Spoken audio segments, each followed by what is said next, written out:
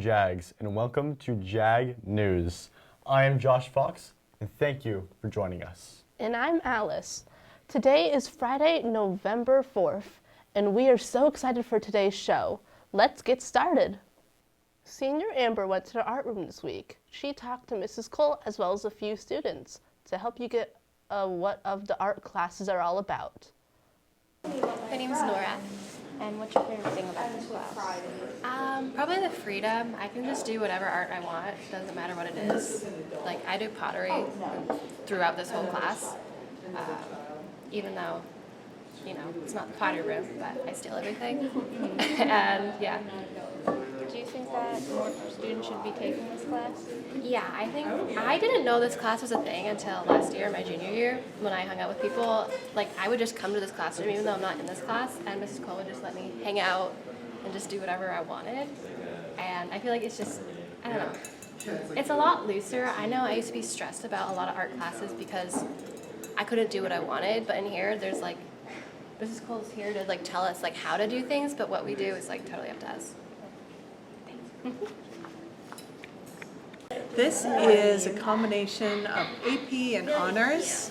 Here we have an honors studio art, which is basically a choose your own adventure type class, and 3 sections of AP. So the AP drawing exam, AP 2D exam, and AP 3D exam. Can you tell me about other classes that you have? I teach drawing 1 and drawing 2, painting 1 and painting 2, and jewelry. Can you tell me why you think more students should be taking these classes and how they can be productive and beneficial to the students? So the art classes are a place where you can come and relax, you can express yourself and try something new or improve on an already existing skill. So generally it's one of those places where you can talk to your friends. There's a little bit more freedom. You can get up, you can move around, and again, like try something new, express yourself visually, give your work a voice. So yeah. Everyone needs volunteer hours to graduate, so here are some opportunities you can look into. You might have noticed that Mrs. Lamontang sends weekly emails about volunteer and job opportunities. Here are some ongoing options that you can participate in. Help out Mr. Hall with the Windham High School Athletics Department. You'll get 2 service hours for attending games. Send him an email at jhall@windhamsd.org. Environmental Club needs help collecting recyclable materials. Email Mr. Muncie for more information. Windham Center School needs some math tutors after school. Email ccrotow@windhamsd.org to set this up. If anyone is looking at starting a career in the medical field, Parkland Medical Center in Derry has opportunities available. To gain more experience, email the email below to create an application form. Students with an interest in photography can volunteer at the Windham Town Museum with taking pictures of old maps, artifacts, and photos. Lastly, local town diner Mary Ann's is now looking for someone to work as a hostess and a cashier in the weekends from 8 a.m. to 2 p.m. Contact Caitlin at 603-401-0700 to set up an interview. Good morning, everybody. This is Jag Network with Jay Tricopoli. Let's go over the weather for today, which is a very nice Friday, mind you. Now, today we're going to have 69 degrees, pretty high 60s throughout, I think, 10 a.m. to about 6 p.m. We're then going to dip down a little into the high 50s, bit chilly, but still good enough to go out and enjoy your morning, have fun. So Friday would be more of like a walking, biking, hiking, exercise day, so on and so forth, if you'd call it. Or you could just stay inside. Who knows? You do you. And then for the weekend, we got Saturday, which is going to be a very warm day. 75 degrees in the morning, 61 in the evening. So you can expect to go to a place like Hampton Beach or Portsmouth, and you can explore the local coastal climate, have fun there, whatever. Very hot day, nice day to hit up the beach, so on and so forth. Sunday is more of the same. You're going to have some of that high temperature in the morning from Saturday, but you're also going to have that 58 low from Friday. So you get a mix of both. You get that chilly evening where you can spend some time inside, talk to your friends, whatever, and you also get that hot morning where you can go out and get your groove on. So that was JAG Network. I'm Ajay Chikapali. Let's head back to the studio. Aiden and Logan are back with history in 2 minutes. Stay tuned for their interesting information. Hello everyone, I'm Logan. And I'm Aiden. And this is History in 2 minutes.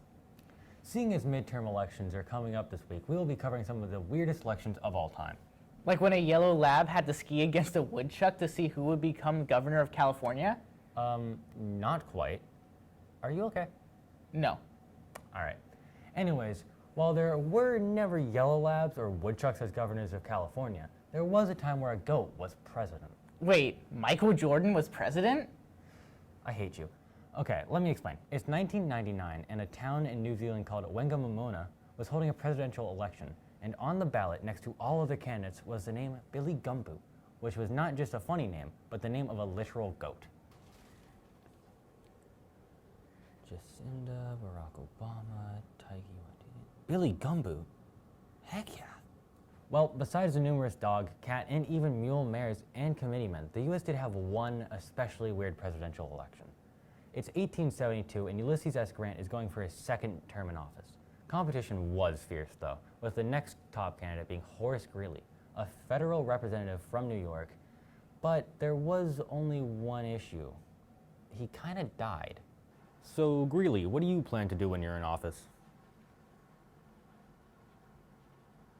Okay, he was alive for the primaries. However, right around the time of the general election, Greeley, well, he died. So the Electoral College, not really knowing what to do, they just gave the votes to some of the Democrats. So with no real competition, Grant won his second term, and the rest is history. And everyone lived happily ever after? What? That doesn't even relate. Bobby's back with more birthdays of the week. Let's take a look. Welcome to the Birthday Zone.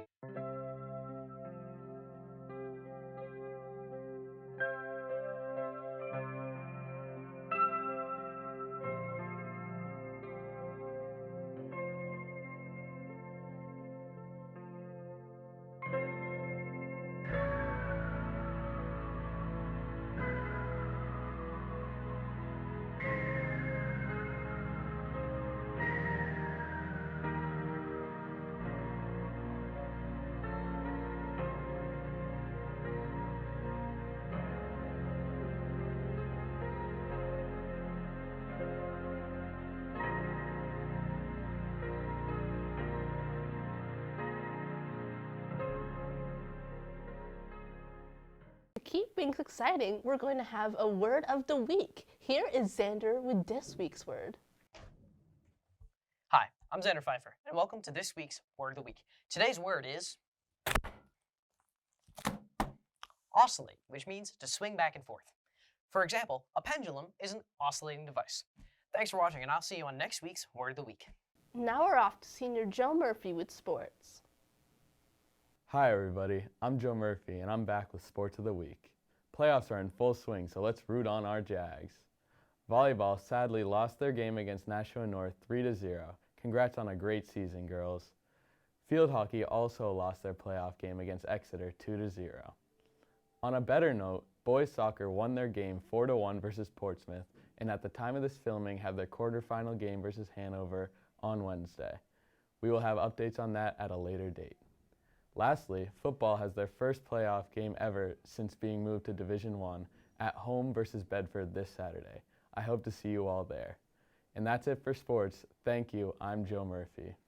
That'll wrap up this week's edition of JAG News. As always, we appreciate you being here. Make sure to like this video, share with your friends and family. If you haven't subscribed to the Jaguar Network, please do so. And do that now. For JAG News, I am Joshua Fox. And I am Alice Dirienzi. If there are any stories that you would like us to cover, please send us an email at jagnet@windhamsd.org. Have a great weekend, everyone.